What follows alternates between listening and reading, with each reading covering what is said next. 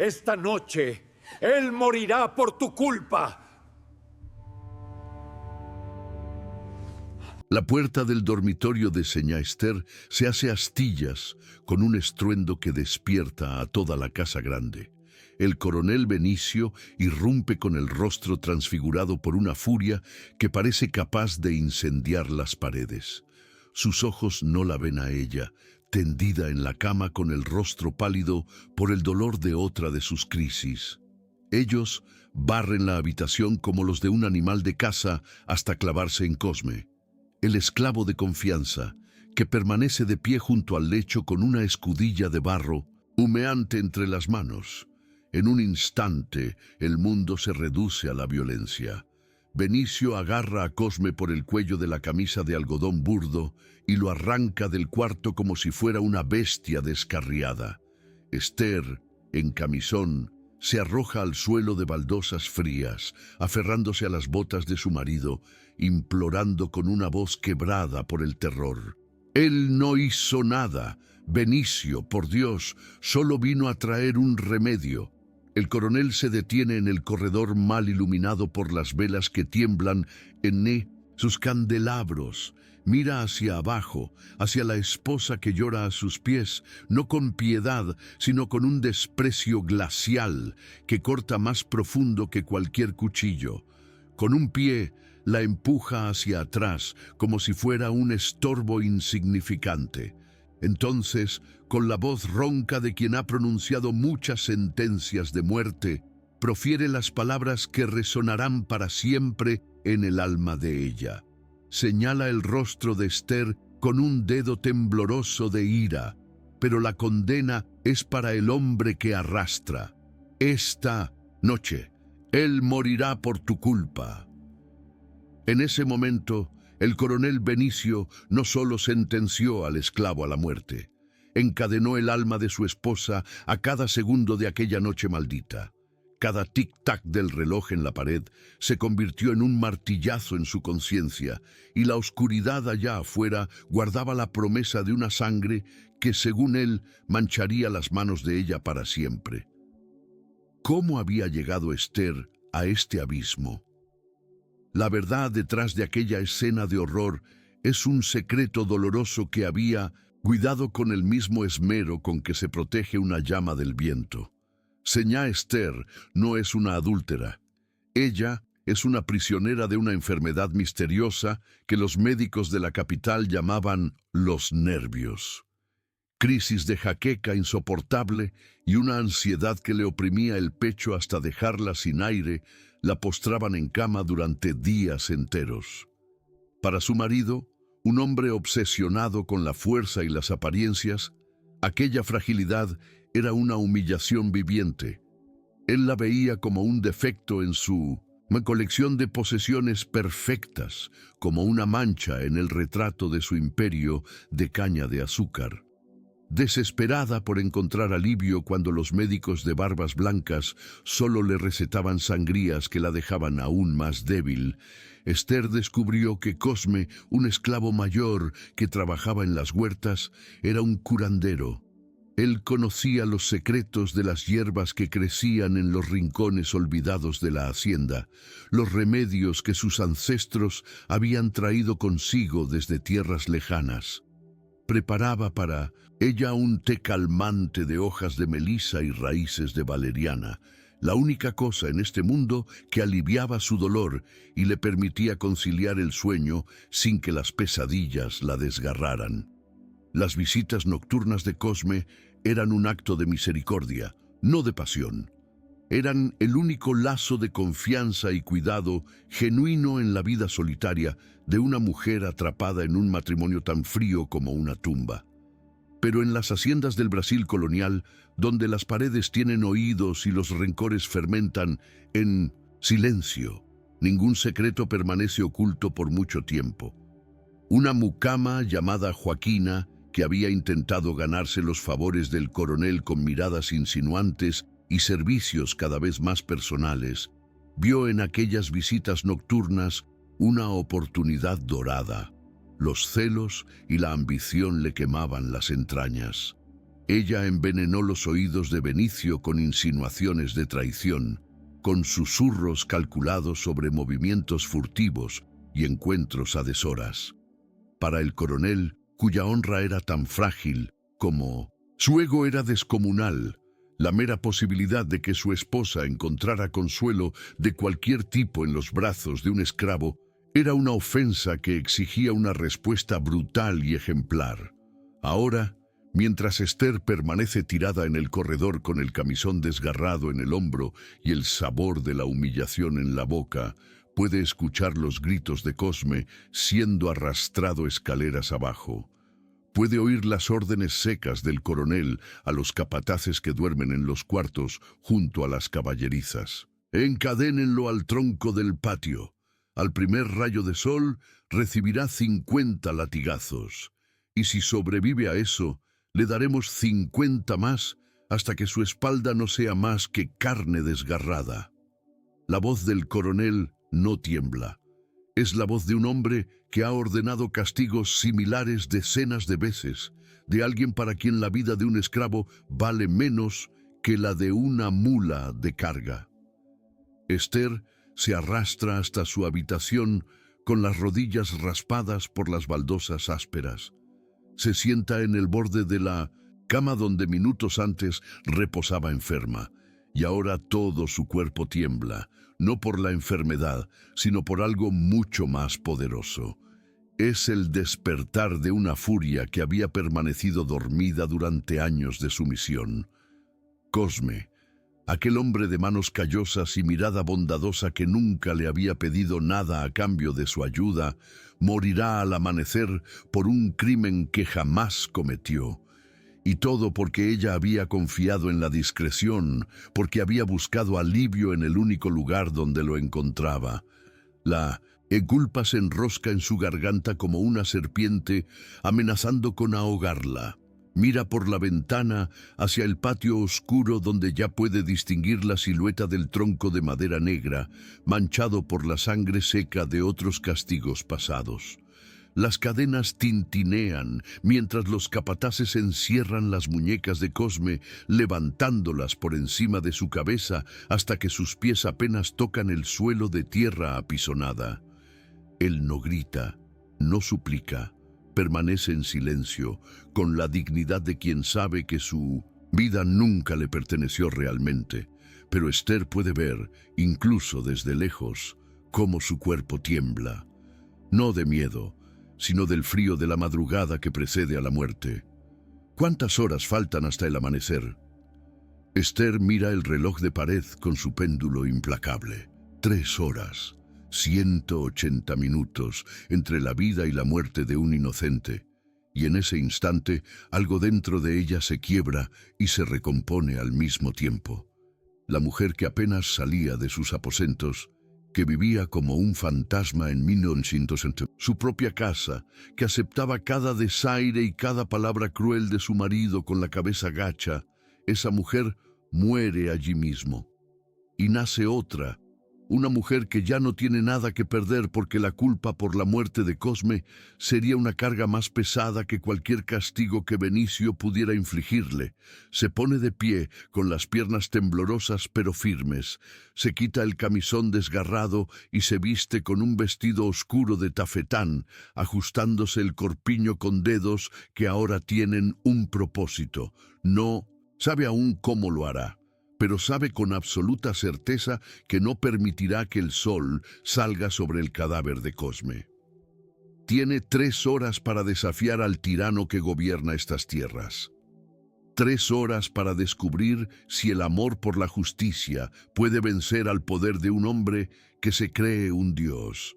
Y mientras se mira en el espejo con el rostro pálido, pero los ojos ardiendo, con una determinación que nunca antes había conocido, se hace una promesa silenciosa. Esta noche, o ella salvará a un inocente, o caerá intentándolo. La puerta del dormitorio de señá Esther se hace astillas con un estruendo que despierta a toda la casa grande. El coronel Benicio irrumpe con el rostro transfigurado por una furia que parece capaz de incendiar las paredes. Sus ojos no la ven a ella, tendida en la cama con el rostro pálido por el dolor de otra de sus crisis. Ellos barren la habitación como los de un animal de caza hasta clavarse en Cosme, el esclavo de confianza que permanece de pie junto al lecho con una escudilla de barro humeante entre las manos. En un instante, el mundo se reduce a la violencia. Benicio agarra a Cosme por el cuello de la camisa de algodón burdo y lo arranca del cuarto como si fuera una bestia descarriada. Esther, en camisón, se arroja al suelo de baldosas frías, aferrándose a las botas de su marido, implorando con una voz quebrada por el terror. Él no hizo nada. Benicio, por Dios, solo vino a traer un remedio. El coronel se detiene en el corredor mal iluminado por las velas que tiemblan en sus candelabros. Mira hacia abajo, hacia la esposa que llora a sus pies, no con piedad, sino con un desprecio glacial que corta más profundo que cualquier cuchillo.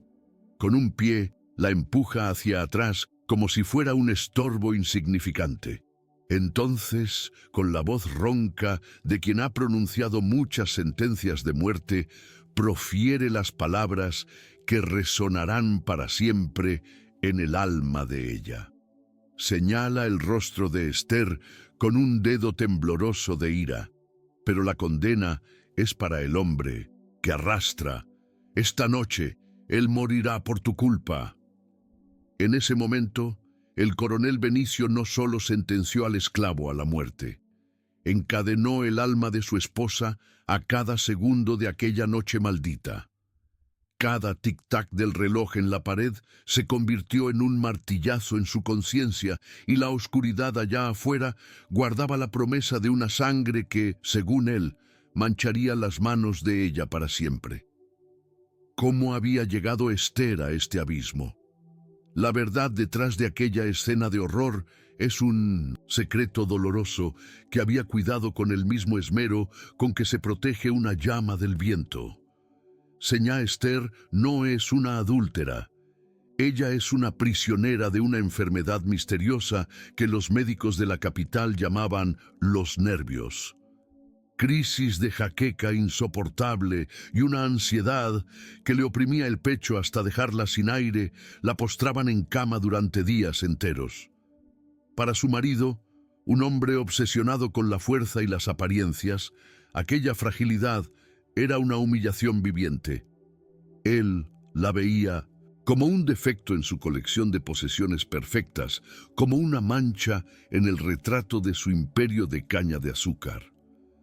Desesperada por encontrar alivio cuando los médicos de barbas blancas solo le recetaban sangrías que la dejaban aún más débil, Esther descubrió que Cosme, un esclavo mayor que trabajaba en las huertas, era un curandero. Él conocía los secretos de las hierbas que crecían en los rincones olvidados de la hacienda, los remedios que sus ancestros habían traído consigo desde tierras lejanas. Preparaba para ella un té calmante de hojas de melisa y raíces de valeriana, la única cosa en este mundo que aliviaba su dolor y le permitía conciliar el sueño sin que las pesadillas la desgarraran. Las visitas nocturnas de Cosme eran un acto de misericordia, no de pasión. Eran el único lazo de confianza y cuidado genuino en la vida solitaria de una mujer atrapada en un matrimonio tan frío como una tumba. Pero en las haciendas del Brasil colonial, donde las paredes tienen oídos y los rencores fermentan en silencio, ningún secreto permanece oculto por mucho tiempo. Una mucama llamada Joaquina, que había intentado ganarse los favores del coronel con miradas insinuantes y servicios cada vez más personales, vio en aquellas visitas nocturnas una oportunidad dorada. Los celos y la ambición le quemaban las entrañas. Ella envenenó los oídos de Benicio con insinuaciones de traición, con susurros calculados sobre movimientos furtivos y encuentros a deshoras. Para el coronel, cuya honra era tan frágil como su ego era descomunal, la mera posibilidad de que su esposa encontrara consuelo de cualquier tipo en los brazos de un esclavo era una ofensa que exigía una respuesta brutal y ejemplar. Ahora, mientras Esther permanece tirada en el corredor con el camisón desgarrado en el hombro y el sabor de la humillación en la boca, puede escuchar los gritos de Cosme siendo arrastrado escaleras abajo. Puede oír las órdenes secas del coronel a los capataces que duermen en los cuartos junto a las caballerizas. Encadénenlo al tronco del patio. Al primer rayo de sol recibirá 50 latigazos, y si sobrevive a eso, le daremos 50 más, hasta que su espalda no sea más que carne desgarrada. La voz del coronel no tiembla. Es la voz de un hombre que ha ordenado castigos similares decenas de veces, de alguien para quien la vida de un esclavo vale menos que la de una mula de carga. Esther se arrastra hasta su habitación con las rodillas raspadas por las baldosas ásperas. Se sienta en el borde de la cama donde minutos antes reposaba enferma, y ahora todo su cuerpo tiembla, no por la enfermedad, sino por algo mucho más poderoso. Es el despertar de una furia que había permanecido dormida durante años de sumisión. Cosme, aquel hombre de manos callosas y mirada bondadosa que nunca le había pedido nada a cambio de su ayuda, morirá al amanecer por un crimen que jamás cometió. Y todo porque ella había confiado en la discreción, porque había buscado alivio en el único lugar donde lo encontraba. La culpa se enrosca en su garganta como una serpiente, amenazando con ahogarla. Mira por la ventana hacia el patio oscuro, donde ya puede distinguir la silueta del tronco de madera negra, manchado por la sangre seca de otros castigos pasados. Las cadenas tintinean mientras los capataces encierran las muñecas de Cosme, levantándolas por encima de su cabeza hasta que sus pies apenas tocan el suelo de tierra apisonada. Él no grita, no suplica, permanece en silencio, con la dignidad de quien sabe que su vida nunca le perteneció realmente. Pero Esther puede ver, incluso desde lejos, cómo su cuerpo tiembla, no de miedo, sino del frío de la madrugada que precede a la muerte. ¿Cuántas horas faltan hasta el amanecer? Esther mira el reloj de pared con su péndulo implacable. 3 horas, 180 minutos entre la vida y la muerte de un inocente. Y en ese instante, algo dentro de ella se quiebra y se recompone al mismo tiempo.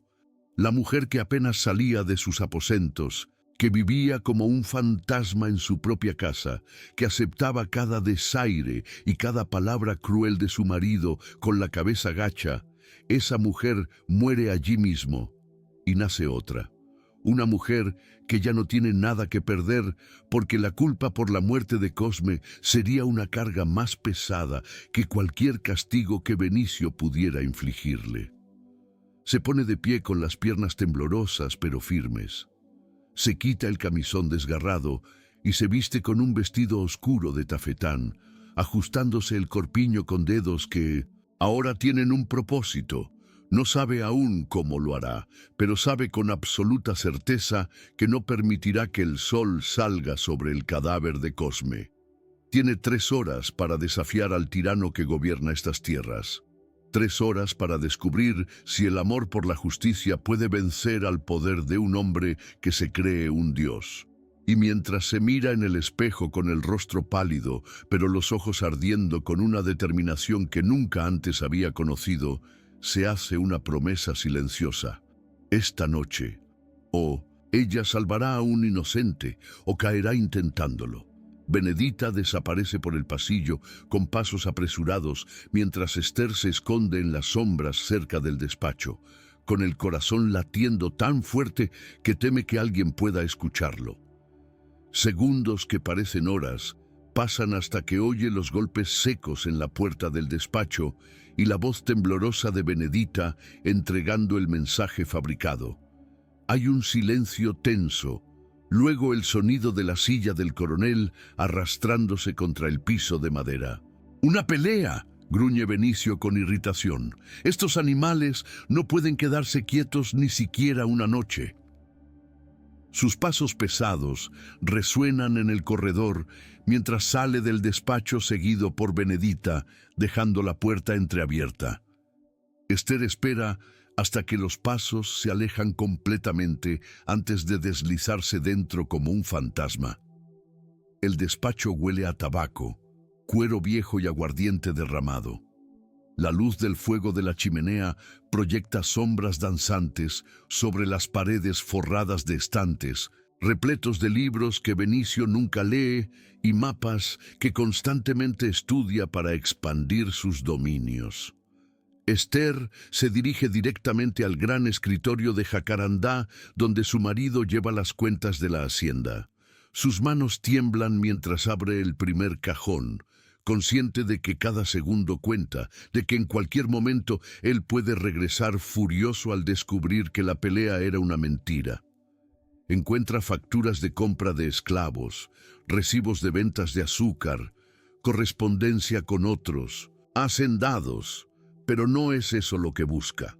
Abre el segundo cajón y allí, en el fondo bajo una pila de documentos sin importancia, encuentra lo que parece ser un libro de contabilidad privado, uno diferente de los libros oficiales que el coronel muestra a las autoridades imperiales. Lo abre con manos temblorosas y comienza a pasar las páginas a la luz vacilante de la vela que trajo consigo. Los números se desparraman ante sus ojos en columnas de debe y haber, pero algo no cuadra. Hay entradas marcadas con sus iniciales EM, Esther Mendonça, que corresponden a su dote original. Pero al seguir las transacciones, ve cómo esos fondos fueron desviados a cuentas personales de Benicio, mezclados con los ingresos de la hacienda, utilizados para pagar deudas de juego que ella desconocía. Más perturbador aún, encuentra registros de pagos falsificados a la corona, declaraciones de impuestos donde los ingresos reales de la hacienda han sido reducidos a la mitad para evadir las obligaciones fiscales del imperio. Si estas pruebas llegaran a manos de un magistrado, Benicio no solo perdería su reputación. Enfrentaría cargos criminales de fraude y evasión fiscal, delitos que podían resultar en la confiscación de sus tierras y años de prisión. Esther siente cómo la esperanza, esa cosa frágil que había comenzado a marchitarse, florece nuevamente en su pecho. Tiene el arma que necesita. Ahora solo debe usarla sin que le tiemble el pulso. Arranca varias páginas clave del libro de contabilidad, las que muestran de forma más clara los desvíos de su dote y las declaraciones fiscales fraudulentas. Las dobla rápidamente y las esconde bajo el corpiño de su vestido, contra su corazón que late desbocado. Está cerrando el cajón cuando escucha voces que se acercan por el corredor. El coronel ha regresado y por el tono furioso de su voz ya descubrió que la pelea era un engaño.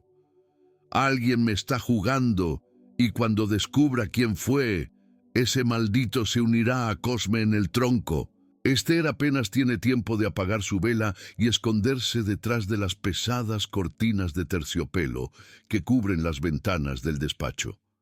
Benicio entra como un toro enfurecido, azotando la puerta contra la pared con tanta fuerza que los libros en los estantes tiemblan. Camina de un lado a otro, maldiciendo en voz baja, sirviéndose más aguardiente directamente de la botella. Esther contiene la respiración, aplastada contra la pared fría detrás de la cortina, sintiendo cómo los papeles robados se clavan contra su piel bajo el corpiño. Está tan cerca que puede oler el alcohol en su aliento, escuchar cómo rechina los dientes de pura rabia. Si él abre esas cortinas para mirar hacia el patio donde Cosme espera encadenado, la descubrirá y todo estará perdido. Cierra los ojos y reza en silencio a un Dios en el que había dejado de creer hace mucho tiempo. Pero el destino, en uno de sus raros actos de misericordia, hace que uno de los capataces toque a la puerta en ese momento. «Coronel, disculpe la interrupción, los azotes están listos. El látigo de 9 colas, como ordenó. ¿Quiere revisarlo antes del amanecer? Benicio gruñe una respuesta afirmativa y sale del despacho una vez más, esta vez cerrando la puerta tras de sí. Esther espera varios minutos eternos antes de atreverse a salir de su escondite. Sus piernas apenas la sostienen mientras cruza el despacho y sale al corredor, asegurándose de que no hay nadie a la vista. Ha conseguido las pruebas, pero la parte más difícil aún está por venir. Debe confrontar a su marido con ellas de una manera que lo obligue a ceder, no que lo empuje a una violencia aún mayor. Regresa a su habitación y se sienta en el borde de la cama, sacando los papeles arrugados de su escondite. Los extiende sobre la colcha blanca y los estudia una vez más, memorizando los números más incriminatorios. Su mente trabaja febrilmente, calculando cada palabra que dirá, cada movimiento que hará. No puede simplemente entregarle los documentos y exigir la liberación de Cosme. Benicio podría arrebatárselos y quemarlos allí mismo antes de castigarla a ella también. No, necesita algo más. Necesita asegurarse de que estas pruebas estén a salvo, incluso si algo le sucede a ella. Necesita crear una situación donde la única opción lógica de Benicio sea ceder a sus demandas. Entonces, recuerda al padre Damián. Aunque el cura es débil y servil, aún representa a la Iglesia, una institución que incluso hombres como Benicio deben respetar públicamente. Si ella pudiera entregarle copias de estos documentos al padre, con instrucciones de que sean enviados a las autoridades imperiales en Salvador, si algo le sucede a ella o a Cosme, crearía un seguro de vida. Benicio tendría que elegir entre su orgullo y su libertad. Mira por la ventana y ve que el cielo sigue siendo de un negro profundo, pero en el horizonte más lejano hay un leve aclaramiento, el primer susurro del amanecer que se aproxima inexorable. Le queda tal vez 1 hora y media. No hay tiempo para copiar los documentos a mano. Se levanta y camina hacia su escritorio, donde guarda papel, tinta y plumas. Trabaja con una velocidad frenética, copiando los números más importantes, las fechas clave, los montos desviados. Su caligrafía, normalmente delicada y perfecta, ahora es apresurada y temblorosa, pero legible. Mientras escribe, lágrimas de frustración y agotamiento ruedan por sus mejillas, manchando ocasionalmente el papel. Piensa en Cosme allá afuera, en el frío de la madrugada, con las muñecas sangrando por el roce de las cadenas de hierro, esperando una muerte que no merece. Resiste, susurra para sí misma, como si él pudiera escucharla a través de las paredes de piedra. Resiste un poco más. No te dejaré morir por mi culpa. Termina de copiar los documentos justo cuando el reloj de la sala marca las 4 de la madrugada. El cielo ya no es completamente negro, sino de un azul profundo que anuncia la llegada inevitable del alba. Esther guarda los documentos originales en un lugar seguro dentro de su baúl de ropa, bajo las enaguas bordadas que nunca usa, y toma las copias con manos que ahora tienen un propósito férreo. Sale de su habitación por última vez esa noche, caminando con una determinación que nunca antes había sentido. Ya no es la mujer frágil que suplicaba a los pies de su marido. Es alguien completamente diferente, alguien capaz de hacer lo impensable para salvar a un inocente. La capilla está en el ala este de la casa grande, un espacio pequeño pero ornamentado, donde la familia asiste a misa los domingos. Esther sabe que el padre Damián duerme en una habitación contigua cuando se queda en la hacienda, y esta noche, por fortuna, es una de esas ocasiones. Toca suavemente a la puerta de madera tallada y después de varios golpes escucha movimiento del otro lado. El padre abre, con el rostro somnoliento y el cabello gris despeinado, vistiendo solo su sotana arrugada. «Señá Esther, ¿qué sucede a estas horas?» Su voz tiene un tono de alarma genuina, como si presintiera que algo terrible está por ocurrir. Esther entra sin esperar invitación, cerrando la puerta tras de sí. «Padre, necesito que haga algo por mí, algo que podría salvar la vida de un hombre inocente». Le cuenta todo en voz baja pero urgente: la enfermedad, los remedios de Cosme, la traición de Joaquina, la sentencia de muerte injusta. El padre Damián escucha con los ojos cada vez más abiertos, moviendo la cabeza con pesar, pero sin atreverse a interrumpir. Cuando ella termina, le extiende las copias de los documentos. Estos papeles prueban que el coronel ha desviado mi dote y ha defraudado a la corona.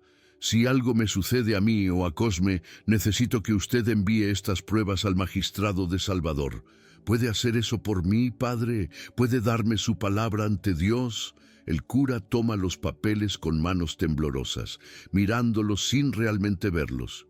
Su rostro es un mapa de conflicto interno. Por un lado, está su deber hacia la justicia y la protección de los inocentes. Por el otro, está su miedo al coronel, quien financia las reparaciones de la iglesia y le proporciona alojamiento y comida. Esther puede ver la batalla que se libra en su interior y no tiene tiempo para esperar a que su conciencia prevalezca. Se arrodilla frente a él, tomando sus manos entre las suyas.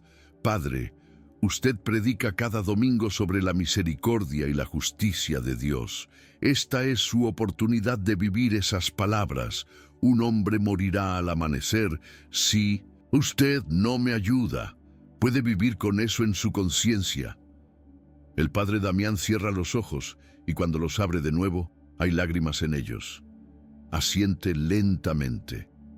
«Que Dios me perdone si esto sale mal. Guardaré estos papeles. Tiene mi palabra». Esther sale de la capilla sintiendo que una parte del peso ha sido levantado de sus hombros. Ahora tiene su seguro, su red de protección. Pero aún falta el acto más difícil y peligroso de todos: confrontar al coronel con el ultimátum. Camina hacia el patio, donde Cosme está encadenado. Necesita verlo una última vez antes de jugar su última carta. Necesita asegurarse de que aún está con vida. Los primeros rayos rosados del amanecer comienzan a teñir el horizonte de un color que debería ser hermoso, pero que ahora le parece el color de la sangre. El tiempo se agota. Quedan tal vez 30 minutos antes de que el sol emerja completamente y la sentencia sea ejecutada. Cuando llega al patio, ve a Cosme exactamente donde lo dejaron. Su camisa ha sido arrancada, dejando su espalda expuesta para los latigazos. Está de rodillas porque sus piernas ya no pueden sostenerlo, pero las cadenas mantienen sus brazos levantados en una posición dolorosa. Su cabeza cuelga hacia adelante, pero cuando escucha los pasos de Esther acercándose, la levanta lentamente. Sus ojos se encuentran a través de la penumbra del amanecer, y en ellos no hay reproche, no hay acusación. Solo hay una tristeza infinita y una especie de aceptación tranquila de su destino. «Señá», murmura con voz ronca por horas de sed y sufrimiento. «No debió venir, no es bueno que la vean aquí conmigo». Esther se acerca lo más que se atreve, consciente de que los capataces están despertando en sus cuartos y pronto el patio estará lleno de testigos. «Cosme, te sacaré de aquí, te lo prometo, solo resiste un poco más». Él mueve la cabeza con una leve sonrisa triste. «Señá, no hay escapatoria, pero quiero que sepa que no me arrepiento de haberla ayudado. Si pudiera volver atrás, lo haría todo de nuevo. Usted fue bondadosa conmigo, me trató como a un ser humano cuando nadie más lo hacía. Eso vale más que mi vida». Sus palabras son un puñal en el corazón de Esther. Este hombre, que ha sido tratado como propiedad toda su vida, está dispuesto a morir sin amargura solo porque alguien le mostró un poco de humanidad. La injusticia de todo esto la golpea con renovada fuerza. «No», dice ella con voz firme, con una fiereza que sorprende incluso a Cosme. No vas a morir hoy, te lo juro por todo lo sagrado. Se da la vuelta y camina de regreso hacia la casa grande con pasos rápidos y decididos. El sol está comenzando a asomar por el horizonte, pintando el cielo de naranjas y rojos. Puede escuchar movimiento dentro de la casa. Los esclavos domésticos comenzando sus tareas matutinas. Los capataces reuniéndose en el patio con el látigo de 9 colas. Esa herramienta de tortura hecha de cuero trenzado con nudos en las puntas diseñados para desgarrar la carne. El coronel estará en su habitación vistiéndose para presidir la ejecución, como si fuera una ceremonia oficial.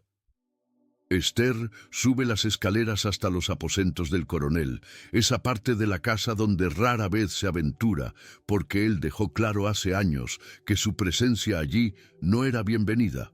Abre la puerta sin golpear, un acto de rebeldía que en cualquier otro momento le habría valido un golpe. Benicio está frente al espejo, ajustándose el chaleco, vistiéndose con su mejor traje, como si estuviera preparándose para una fiesta y no para un asesinato. Cuando la ve entrar, su rostro se endurece. ¿Qué haces aquí? Te dije que te prepararas para presenciar el castigo desde el balcón. ¿O acaso planeas seguir suplicando por la vida de tu amante? La palabra amante es escupida con tanto veneno que casi se puede ver en el aire. Esther cierra la puerta tras de sí y se planta frente a él con los pies firmes y la barbilla en alto. No vine a suplicar, Benicio, vine a negociar. Saca de entre los pliegues de su falda los documentos originales que había escondido, los despliega sobre la cómoda pulida donde él guarda sus gemelos de plata y sus relojes de oro. ¿Reconoces esto, verdad? Son las páginas de tu libro de contabilidad privado, el que guardas en el cajón del fondo de tu escritorio, el que muestra cómo desviaste cada centavo de mi dote para pagar tus deudas de juego y cómo has defraudado a la corona declarando ingresos falsos durante años. Su voz es fría, controlada, cada palabra medida como un cirujano que hace un corte preciso. El rostro del coronel pasa del rojo de la furia al blanco de la conmoción en cuestión de segundos. Agarra los papeles con manos que de repente tiemblan, sus ojos recorriendo las líneas de números que lo condenan. ¿Cómo te atreviste a entrar en mi despacho, a robar mis documentos privados? Su voz sube de volumen con cada palabra, y Esther puede ver la vena en su sien palpitando peligrosamente. Pero ella no retrocede, no ahora. No cuando la vida de Mninos Cosme pende de un hilo que ella sostiene en sus manos. Me atreví porque ya no tengo nada que perder, Benicio, y porque he descubierto que la desesperación te vuelve valiente de maneras que nunca imaginaste. El amanecer está aquí, el sol emerge completo sobre el horizonte, y en el patio los capataces esperan la señal del coronel para comenzar los azotes. En este momento, mientras Esther sostiene las pruebas que podrían destruir al tirano, algo se despierta en ella. La comprensión de que incluso en las cadenas más pesadas, el espíritu humano puede encontrar la fuerza para luchar.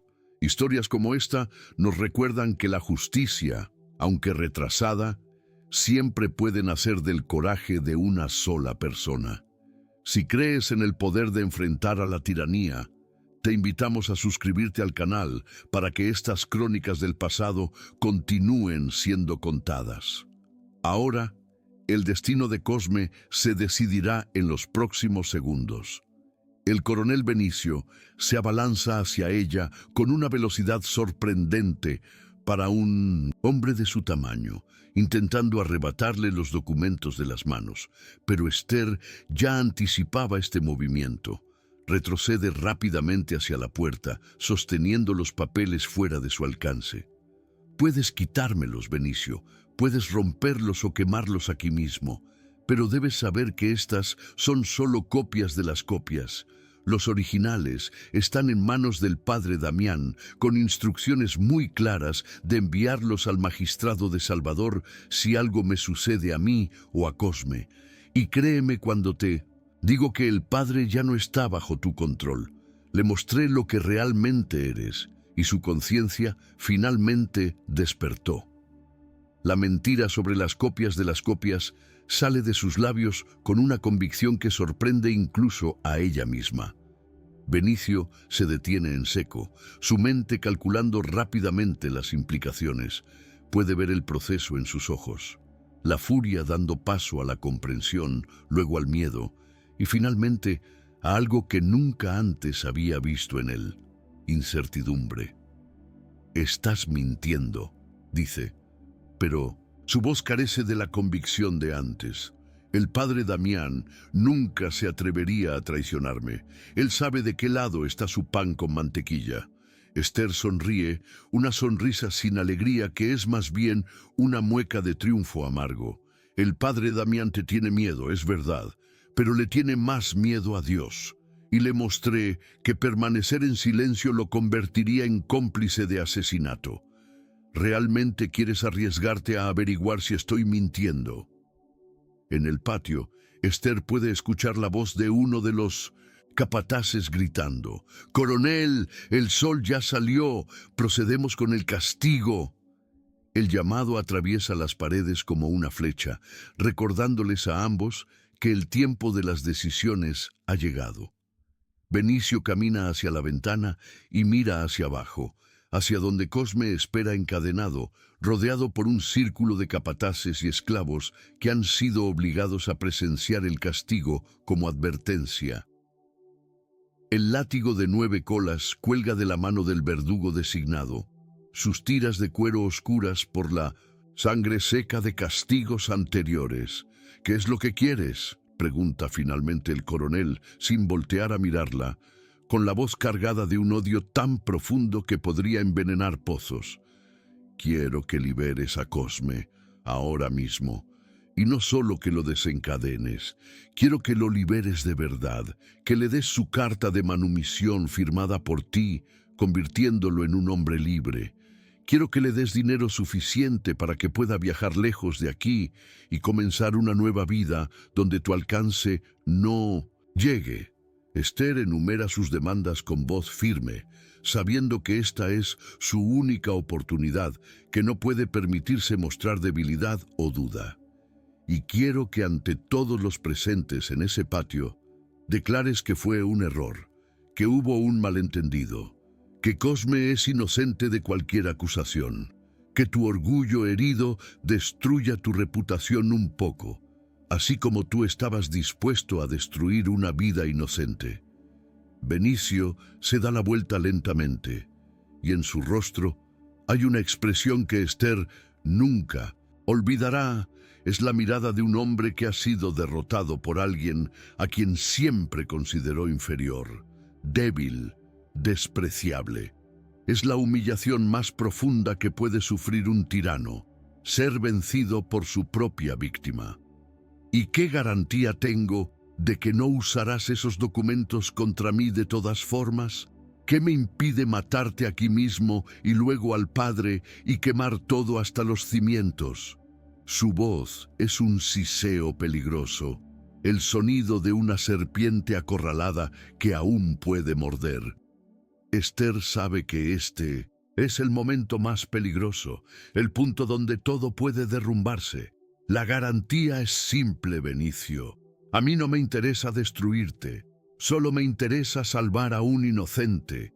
Si cumples con lo que te pido, si Cosme sale vivo y libre de esta hacienda, guardaré tu secreto para siempre. Viviremos bajo el mismo techo como lo hemos hecho hasta ahora, pero con un nuevo entendimiento. Tú seguirás siendo el coronel ante los ojos del mundo, y yo seguiré siendo tu esposa obediente. Pero ambos sabremos la verdad, que tu poder sobre mí terminó esta noche, y si alguna vez intentas lastimar a alguien inocente otra vez, si vuelves a abusar de tu posición, los documentos irán directamente a Salvador. Es un pacto con el diablo, y ambos lo saben, pero es el único camino que ella ve para salvar a Cosme sin convertirse ella misma en una asesina. El reloj en la pared marca los segundos con una lentitud tortuosa. Abajo, los capataces están inquietos. El murmullo de voces confundidas sube hasta la habitación. ¿Por qué el coronel no ha dado la orden? ¿Por qué el castigo no comienza? Benicio aprieta los puños con tanta fuerza que sus nudillos se vuelven blancos. Esther puede ver la guerra que se libra dentro de él, su orgullo contra su libertad, su sed de venganza contra su instinto de supervivencia. Finalmente, después de lo que parece una eternidad, él habla con voz estrangulada por la rabia contenida. Está bien, ganas esta batalla, Esther, pero que quede claro que desde este momento eres mi enemiga. Viviremos bajo el mismo techo, compartiremos el mismo apellido, pero entre nosotros solo habrá guerra fría. Sin decir otra palabra, Benicio sale de la habitación con pasos pesados que hacen temblar el piso. Esther lo sigue a distancia prudente, con el corazón latiendo tan rápido que cree que podría estallar. Bajan las escaleras hacia el patio donde todos esperan. El silencio que cae cuando el coronel aparece es absoluto, el tipo de silencio que precede a los momentos que definen vidas enteras. Benicio camina hasta el centro del patio, directamente frente a Cosme, que levanta la cabeza lentamente, preparándose para el primer latigazo. Pero en lugar de dar la orden de comenzar el castigo, el coronel hace algo que nadie esperaba. Con voz alta y clara, aunque cargada de amargura, declara: ha habido un error, un malentendido. Este hombre es inocente de las acusaciones que se le hicieron. Un murmullo de sorpresa recorre a los presentes como una ola. Los capataces se miran entre sí con confusión. El verdugo baja el látigo sin saber qué hacer. Los esclavos que habían sido forzados a presenciar el castigo no pueden creer lo que están escuchando. Benicio continúa. Cada palabra parece arrancada de su garganta con dolor físico. Quítenle las cadenas inmediatamente. Mientras los capataces obedecen torpemente, liberando las muñecas ensangrentadas de Cosme de las cadenas de hierro, el coronel añade con voz más baja, pero aún audible: y preparen los documentos de Sintopila. Manumisión. Este hombre será liberado. Es ahora un hombre libre. El impacto de estas palabras es como un rayo cayendo en medio del patio. Cosme cae al suelo cuando las cadenas finalmente lo sueltan, sin poder procesar lo que acaba de suceder. Esther observa desde el balcón del segundo piso, donde se había quedado, con las manos aferradas a la barandilla con tanta fuerza que las marcas quedarán en sus palmas por días. Ve cómo Cosme es ayudado a ponerse de pie por otros esclavos que lo rodean con cuidado, con reverencia incluso, como si hubiera regresado de entre los muertos. Ve cómo le traen agua y un poncho para cubrir su espalda desnuda. Y sobre todo, ve cómo Cosme busca con la mirada entre las ventanas de la casa grande hasta que sus ojos encuentran los de ella. En ese momento, sin palabras, todo es dicho.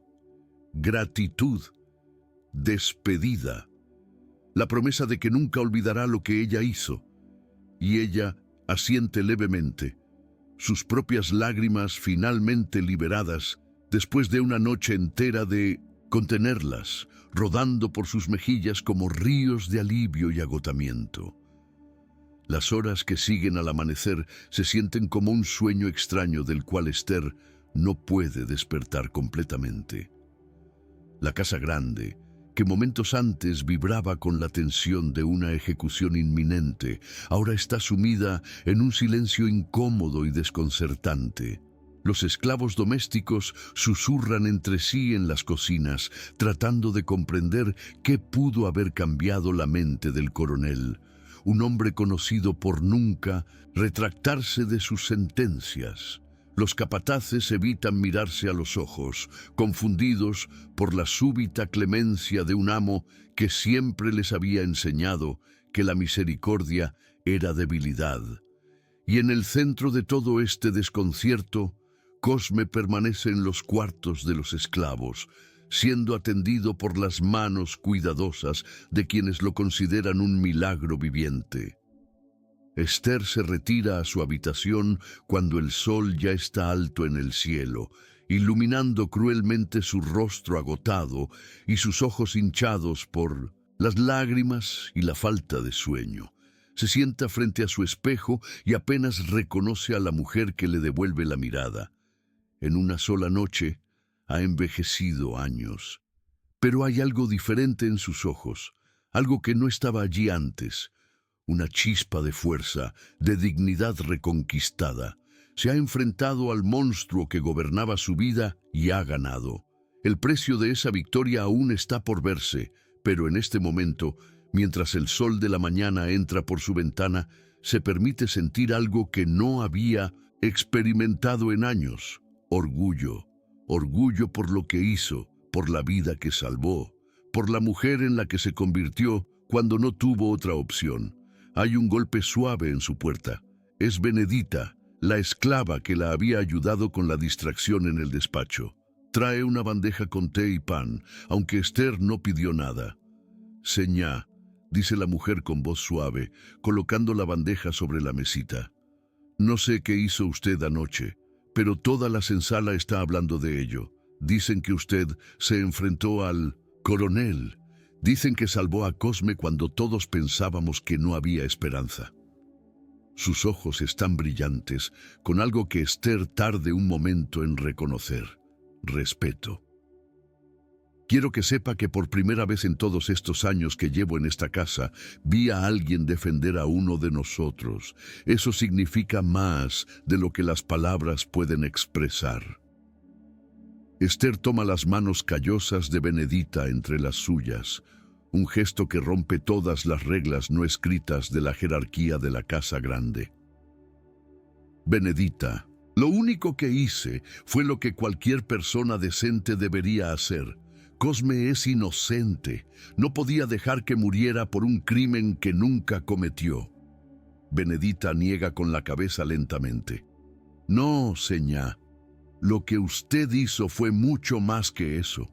En este mundo donde nosotros no valemos nada ante la ley, donde nuestras vidas pueden terminar por el capricho de un amo, usted nos recordó que aún hay humanidad, que aún hay personas dispuestas a arriesgar todo por la justicia.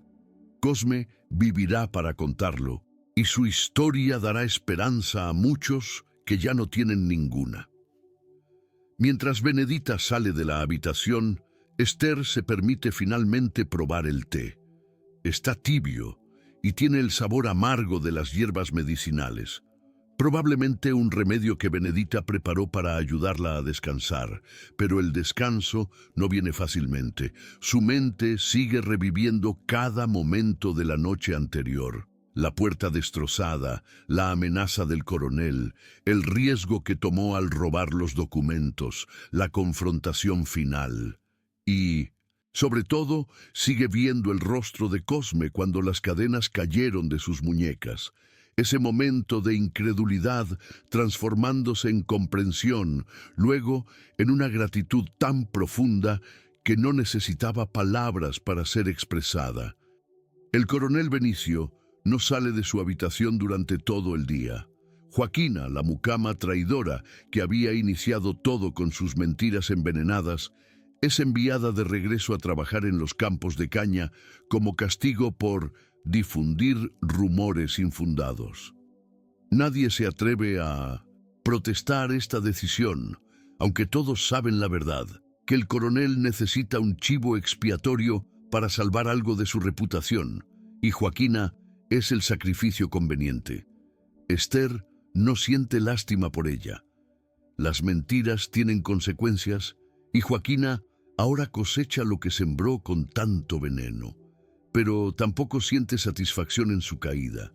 Solo siente un cansancio profundo que va más allá de lo físico, un agotamiento del alma. Por la tarde, el padre Damián viene a visitarla en sus aposentos. Su rostro está pálido y lleva en las manos los documentos que ella le había confiado esa madrugada. Señá Esther, vine a devolverle estos papeles. El coronel cumplió con su palabra. Cosme es un hombre libre ahora, con documentos legales que lo prueban.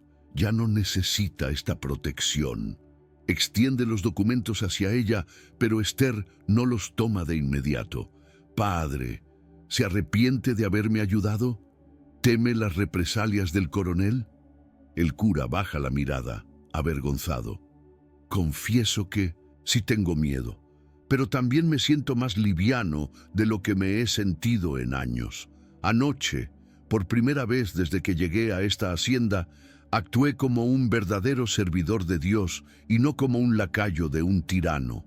Esther toma los documentos y los guarda cuidadosamente en su baúl. No los destruirá. Son su seguro de vida, su garantía de que Benicio nunca podrá volver a tratarla como lo hizo antes, sin consecuencias. Gracias, padre. Su valentía de anoche salvó una vida. Eso es algo que ni el coronel ni nadie puede quitarle. Cuando el padre se va, Esther camina hacia la ventana que da al patio. Puede ver a Cosme en la distancia, ahora vestido con ropa limpia, hablando con otros esclavos. Tiene una mochila pequeña a sus pies, preparándose para partir. El coronel cumplió su palabra completamente.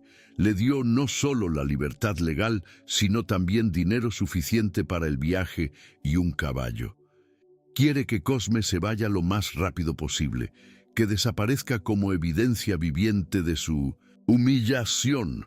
Esther baja las escaleras por última vez ese día, caminando hacia el patio con pasos medidos. Sabe que esta será su despedida, que después de esto probablemente nunca volverá a ver a Cosme. Cuando él la ve acercarse, se pone de pie inmediatamente con una reverencia profunda que ella detiene con un gesto de la mano. No, Cosme, ya no tienes que inclinarte ante nadie, eres un hombre libre ahora. Él sonríe, y es la primera sonrisa genuina que ella le ha visto en todos los años que lo conoce. Señá, no hay palabras para agradecer lo que hizo por mí. Me dio mi vida de vuelta, me dio mi libertad. Si alguna vez necesita algo, cualquier cosa, solo tiene que enviar palabra y regresaré. Esther niega con la cabeza suavemente. No, Cosme, vete lejos de aquí. Ve hacia el norte, hacia Bahía o incluso más allá. Comienza una nueva vida donde nadie conozca tu pasado. Cásate, ten hijos, sé feliz. Esa será la mejor manera de agradecerme. Saca de entre los pliegues de su vestido una pequeña bolsa de monedas, sus propios ahorros personales que había guardado durante años. Toma esto también. No es mucho, pero te ayudará a establecerte. Cosme toma la bolsa con manos temblorosas, sus ojos brillando con lágrimas no derramadas. Señá Esther, usted es la persona más valiente que he conocido y espero que algún día encuentre su propia libertad, así como me dio la mía. Con esas palabras, monta su caballo y se va, cabalgando hacia el horizonte dorado del atardecer, hacia un futuro incierto, pero suyo. Mientras Cosme desaparece en el horizonte llevando consigo la libertad que Esther le conquistó, algo se cristaliza en esta historia, que un solo acto de valentía puede cambiar el destino de una vida. En un mundo construido sobre la injusticia, ella demostró que incluso los más débiles pueden convertirse en los más fuertes cuando la causa es justa. Si estas historias de coraje te inspiran, si crees que vale la pena recordar a quienes lucharon contra la opresión, tu suscripción al canal nos da la fuerza para seguir rescatando estos relatos del olvido. Ahora, el precio de esta victoria aún debe ser contado. Los días que siguen a la partida de Cosme traen consigo un nuevo orden en la hacienda, uno donde las reglas no escritas han sido reescritas con tinta invisible pero indeleble. El coronel Benicio y señá Esther ahora viven como dos extraños bajo el mismo techo, moviéndose en órbitas que rara vez se cruzan. Durante las comidas, cuando las apariencias deben mantenerse frente a los sirvientes, intercambian cortesías vacías con voces frías como el hielo. Él la llama mi esposa con un tono que convierte las palabras en veneno. Ella responde con mi esposo, con una distancia que es más cortante que cualquier insulto. Pero ambos saben la verdad que yace bajo esta farsa de civilidad. Él ya no es su amo y ella ya no es su prisionera. Las noches son especialmente reveladoras de este nuevo equilibrio de poder. Benicio nunca más vuelve a entrar en los aposentos de Esther sin ser invitado, algo impensable antes de aquella madrugada fatídica. Ella, por su parte, descubre que su enfermedad misteriosa, aquellos nervos que la postraban en cama durante días, comienzan a desvanecerse lentamente. Sin el peso constante del miedo y la impotencia, su cuerpo empieza a sanar. Las jaquecas vienen con menos frecuencia. Las noches de insomnio se vuelven raras. Es como si todo este tiempo su cuerpo hubiera estado gritando lo que su voz no se atrevía a decir, que estaba atrapada en una prisión insoportable. La transformación de Esther no pasa desapercibida para los habitantes de la hacienda. Los esclavos, que antes la veían como otra Siná más, distante e inalcanzable, ahora la miran con una mezcla de respeto y esperanza. No se atreven a hablarle directamente de lo que hizo aquella noche, porque las paredes tienen oídos y el coronel sigue siendo peligroso. Pero en pequeños gestos le demuestran su gratitud. Flores silvestres dejadas en el alféizar de su ventana, el té preparado exactamente como le gusta sin que ella tenga que pedirlo, sonrisas tímidas cuando cruzan miradas. Esther se da cuenta de que, sin proponérselo, se ha convertido en un símbolo de algo más grande que ella misma. La posibilidad de que la justicia existe incluso en el lugar más oscuro. Los hacendados vecinos notan el cambio también, aunque lo interpretan de manera diferente. En las reuniones sociales que Benicio aún organiza para mantener las apariencias de su estatus, murmuran entre ellos sobre la extraña clemencia del coronel con aquel esclavo. Algunos lo ven como una señal de debilidad, un resquebrajamiento en su armadura de hierro. Otros, más astutos, ven en los ojos de Esther algo que nunca antes había estado allí. Una fuerza silenciosa que sugiere que hay más en esta historia de lo que se cuenta públicamente. Benicio siente estas miradas, estos juicios silenciosos, y la humillación lo corroe por dentro como un ácido. Pero no puede hacer nada sin arriesgar la exposición de sus crímenes financieros. Una tarde, 3 meses después de los eventos de aquella madrugada, Esther recibe una carta. Es de Cosme. Ha viajado hasta Salvador y encontrado trabajo como herbolario en un mercado de la ciudad, usando los conocimientos que sus ancestros le transmitieron. La carta es breve, pero está llena de gratitud y esperanza. Describe su pequeña habitación alquilada, sus primeros clientes que vienen buscando sus remedios, la sensación indescriptible de caminar por las calles como un hombre libre y no como propiedad de otro. Al final escribe: Señá, cada mañana cuando despierto y recuerdo que mi vida es mía, pienso en usted, pienso en su valentía y rezo para que algún día usted también encuentre la libertad que me regaló. Esther lee la carta una y otra vez, hasta que las lágrimas manchan la tinta. Guarda la carta en su baúl, junto a los documentos incriminatorios que son su armadura invisible. Y mientras lo hace, toma una decisión que ha estado gestándose durante meses. No Y puede irse, no de la manera en que Cosme lo hizo.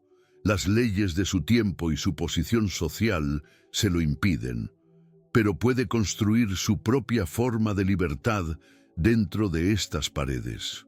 Comienza a administrar partes de la hacienda que Benicio había descuidado, encargándose de las cuentas domésticas, tomando decisiones sobre los suministros y el bienestar de los esclavos domésticos. Él no protesta, demasiado orgulloso para admitir que necesita su ayuda, demasiado cauteloso para provocar otra confrontación que podría terminar con su ruina. Con el tiempo, Esther se convierte en la verdadera administradora de la casa grande.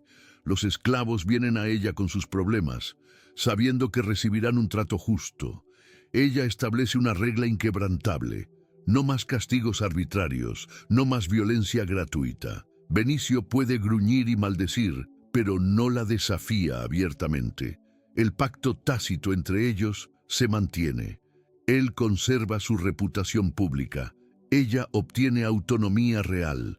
Es un matrimonio muerto en todo excepto en el nombre, pero de sus cenizas ha nacido algo inesperado. Un espacio donde Esther puede respirar, puede pensar, puede ser algo más que una esposa decorativa y enferma. Los años pasan y la historia de aquella madrugada se convierte en leyenda susurrada entre los esclavos de las haciendas vecinas. La verdad exacta se distorsiona con cada narración, pero la esencia permanece: que una vez, una siná se enfrentó a un coronel todopoderoso y ganó. Que un hombre, condenado a muerte, caminó libre hacia el horizonte. Que la justicia, aunque rara y costosa, es posible incluso en los lugares más oscuros del Brasil colonial. Y aunque pocos conocen los detalles de cómo Esther lo logró, el símbolo de lo que hizo inspira a otros a encontrar sus propias formas pequeñas de resistencia, sus propios actos de dignidad en medio de la opresión. Esther nunca vuelve a ver a Cosme en persona, pero recibe cartas suyas ocasionalmente a lo largo de los años. Cada una trae noticias de su vida: su matrimonio con una mujer libre, el nacimiento de sus hijos que nunca conocerán las cadenas, su pequeño negocio de remedios que prospera, y en cada carta hay una línea que nunca falta: gracias por darme la oportunidad de vivir. Esther guarda estas cartas como tesoros, recordatorios de que su valentía aquella noche no fue en vano, de que cada acto de justicia, por pequeño que parezca, resuena en ondas que tocan vidas de maneras que nunca podremos medir completamente. Cuando Esther finalmente muere, muchos años después, a una edad que nadie esperaba que alcanzara dada su fragilidad inicial, los esclavos de la hacienda lloran su pérdida con un dolor genuino que sorprende incluso a los herederos. Benicio ya había muerto para entonces, amargado y solo, llevándose a la tumba el resentimiento por haber sido derrotado por quien consideraba su posesión más insignificante. Pero Esther es recordada de manera diferente. Es recordada como la siná que salvó a un inocente, como la mujer que encontró coraje cuando no tenía ninguna razón para tenerlo, como alguien que demostró que incluso en las estructuras más opresivas, un corazón justo puede encontrar la manera de resistir, de luchar, de ganar. Su historia se convierte en un susurro de esperanza que viaja de generación en generación, un recordatorio de que la humanidad puede prevalecer incluso en los momentos más oscuros. La historia de Esther y Cosme nos enseña una verdad inquebrantable: que la verdadera libertad no siempre es física, sino también del espíritu, y que un solo acto de valentía puede iluminar la oscuridad más profunda. En un mundo donde el poder parecía absoluto, ella demostró que la justicia, aunque retrasada y costosa, siempre encuentra su camino cuando alguien tiene el coraje de luchar por ella. Si deseas que más historias como esta sean rescatadas del olvido, que más actos de valentía sean recordados y que la memoria de quienes enfrentaron la tiranía continúe inspirando a las generaciones futuras. Tu suscripción al canal nos permite seguir esta misión, porque mientras estas historias se cuenten, el legado de Esther vivirá, recordándonos que incluso en las cadenas más pesadas, el espíritu humano puede encontrar su libertad.